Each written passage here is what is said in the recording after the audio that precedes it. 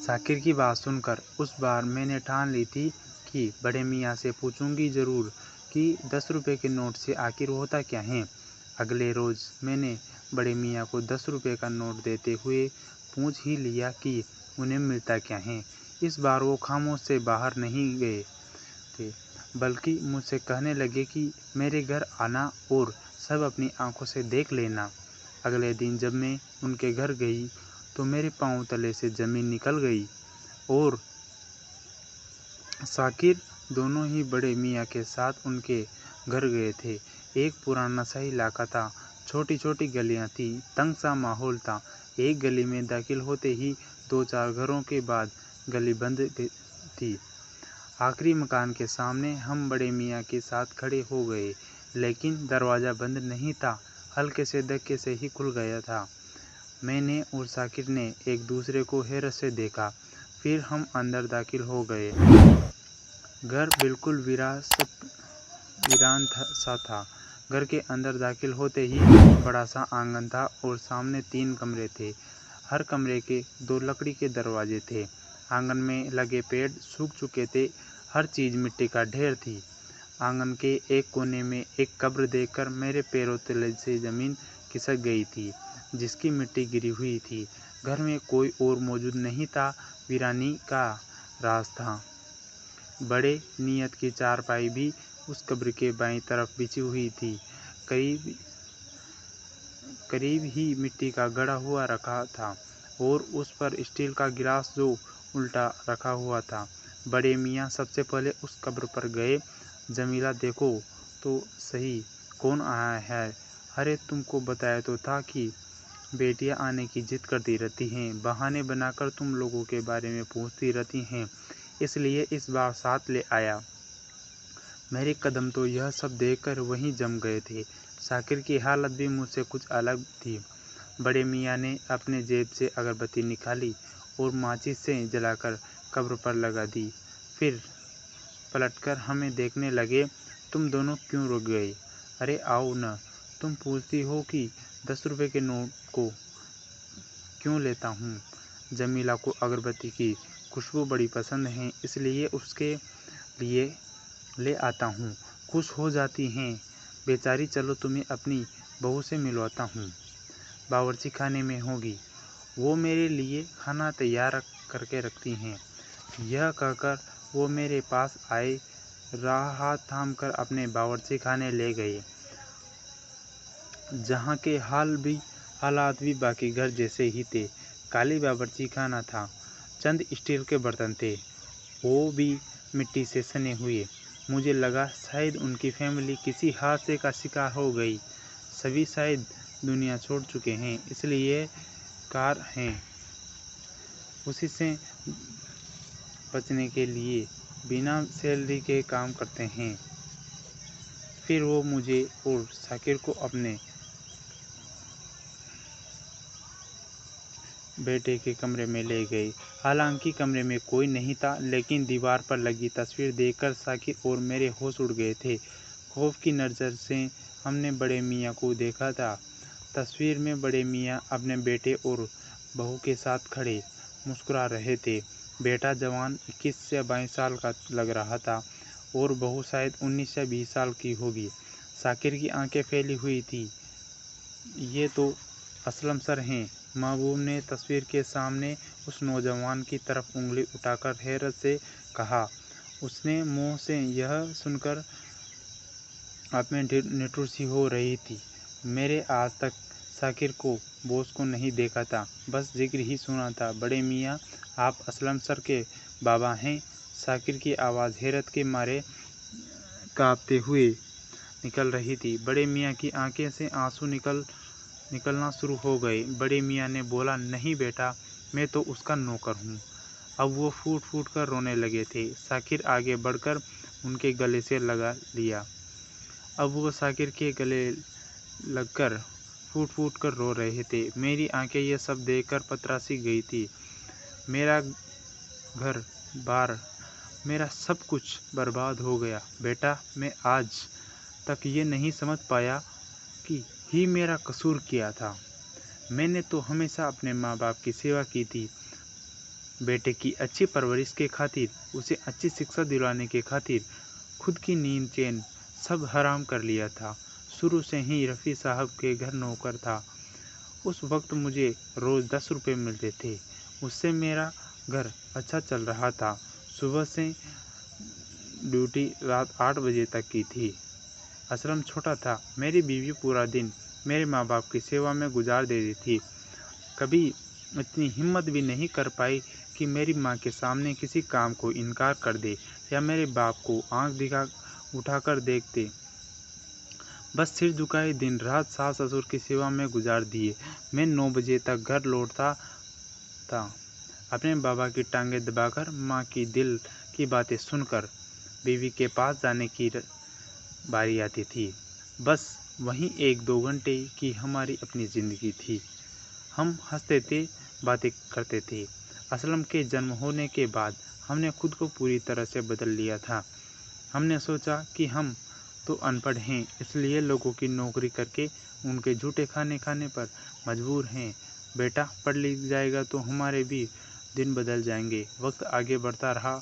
मेरे माँ बाप भी एक के बाद एक दुनिया से चले गए।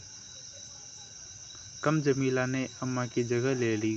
कभी खबर भी नहीं हुई हमारे से। यहाँ बाल खूबसूरत जवानी, आश्रम की परवरिश और ख्वाहिशें के सामान इकट्ठे करते करते बुढ़ापे की दहलीज पर पहुँच गए। असलम अब नौकरी पर लग चुका था। मैंने अपने सेठ रफ़ी साहब से कहकर असलम की उनके ऑफिस में नौकरी लगवा दी थी। वो भी मेरी बात मान गए क्योंकि मैंने सारी जवानी उनके घर की सेवा में गुजारी थी। बस रोज़ के 10 रुपये की सैलरी पर बाकी वो अपने घर का बचा खाना और जूते कपड़े दे देते, जिन्हें पहनकर मेरे और जमीला के वक्त गुजारा करता था। साहब की एक बेटी थी जिसका नाम गुलनाज है। यह भी इकलौती इसलिए घमंडी और बदतमीज़ भी हैं। मुझे तो नौकर कहकर पुकारती थी, लेकिन बहरहाल जब मैं नौकर था तो नखरे क्या दिखाता। बात यहीं तक रहती तो तकलीफ़ न देती। असलम की सैलरी अच्छी लग रही थी। मैंने सोचा अब हम दोनों बूढ़ी की दिन बदल जाएंगे। मैं भी अब नौकरी छोड़कर घर बैठ जाऊंगा। जो वक्त में जवानी में बीवी को दे नहीं सका, सोचा था तो यही थी कि जैसे सेवा जमीला ने मेरे माँ बाप की थी, बहू भी वैसा ही हमारे करेगी। असलम की पहली सैलरी मिलने पर मैंने रफ़ी साहब से कहा कि मुझे अब नौकरी से छुट्टी चाहिए। वो भी खुशी से मान गए। चंद महीने पर रहकर ही गुजारे थे कि एक दिन रफ़ी साहब मेरे घर आए और गुलनाज के लिए असलम का रिश्ता मांगा। मैं तो हैरत रह गया। कहाँ असलम और कहाँ गुलनाज। असलम खूबसूरत था और मेहनती भी था। रफ़ी साहब को और क्या चाहिए था। सारी ज़िंदगी मेरी तो गुलामी में रह गई थी, अब उन्हें आश्रम की गुलामी चाहिए। नाराज़ बेटी अगर किसी दूसरे घर विदा होकर जाती तो 4 दिन रह न पाती, इसलिए असलम को फंसा लिया और मेरा बेटा भी दौलत के देकर हवा में उड़ने लगा। मेरे लाख समझाने पर भी उसने शादी करने पर डटा रहा। बहरहाल मुझे ही आखिरकार मेरे बेटे की ख्वाहिशें के सामने सर झुकाना पड़ा।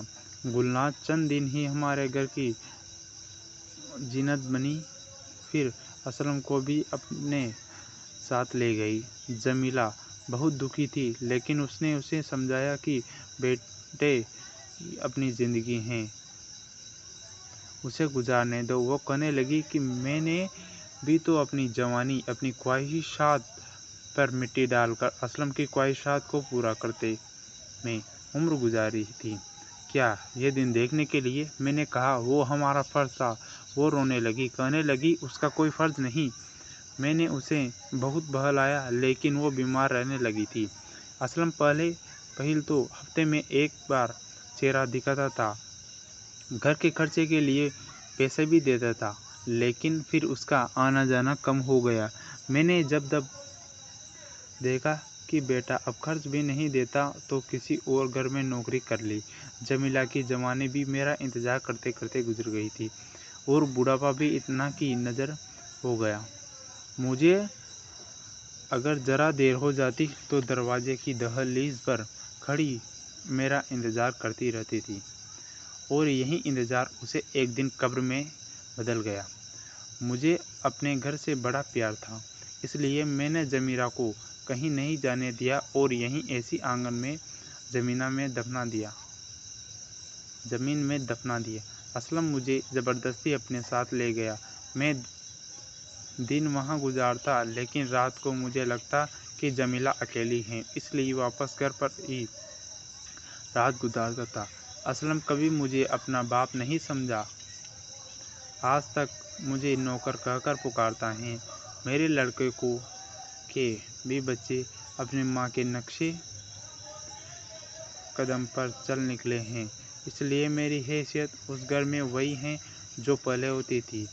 अब भी मैं वहाँ नौकरी करता हूँ, बस फ़र्क यह है कि अब रफ़ी साहब के बजाय रुपए नौकरी के गुलशेर बड़े हक से मांगता हूँ, क्योंकि वो मेरी मेहनत की कमाई होती हैं। जमीला को अगरबत्ती की खुशबू बहुत पसंद है, इसलिए 10 रुपये की अगरबत्ती ले आता हूँ। सोचता हूँ सारी ज़िंदगी जिस औलाद की ख्वाहिश पूरी करते करते गुजार दी, उसके पास 2 वक्त की रोटी मुझे देने के लिए नहीं है। हमारे मेहमानों के सामने भी मुझे नौकर कहकर पुकारता है। मुझे दुख नहीं होता, क्योंकि ज़िंदगी नौकरी करते ही गुजरी है। फिर नौकर कहलाने में कहाँ की शर्म। अब ज़मीरा को वक्त देने का वक्त आया तो उसका वक्त पूरा हो चुका है, लेकिन फिर भी उसके पास मौजूद हूँ। बातें करता हूँ अपनी ज़िंदगी से, कोई शिकायत नहीं मुझे। बड़े मियाँ की बातें हम दोनों मियाँ बीवी ने आंसू बहाते हुए सुन रहे थे। रो रो कर मेरी हिचकी बन गई थी। यह कैसा जुल्म था और कैसी अंधी नगरी थी। इतने बड़े घर से के नौकर की कौन सी कमी थी जो एक ससुर की सेवा की नहीं की जा सकती थी। आज भी हम सभी के समझ में इस तरह के घटना हो रहा है। बेटे अपने माता पिता को उम्र गिराने पर देखभाल भी नहीं कर पा रहे हैं। यही बहुत ही शर्मिंदगी की बात है कि जिस माता पिता ने अपने बच्चे के लिए सब कुछ कुर्बान कर देते हैं, वही बच्चा एक अपने माँ बाप का दुश्मन बन जाता है। अब आज की दर्द भरी कहानी आप सभी को कैसी लगी, ज़रूर बताइए कमेंट करके, और चैनल को सब्सक्राइब करें और नोटिफिकेशन बेल ऑन करें ताकि अगली अपडेट आपको सबसे पहले मिले।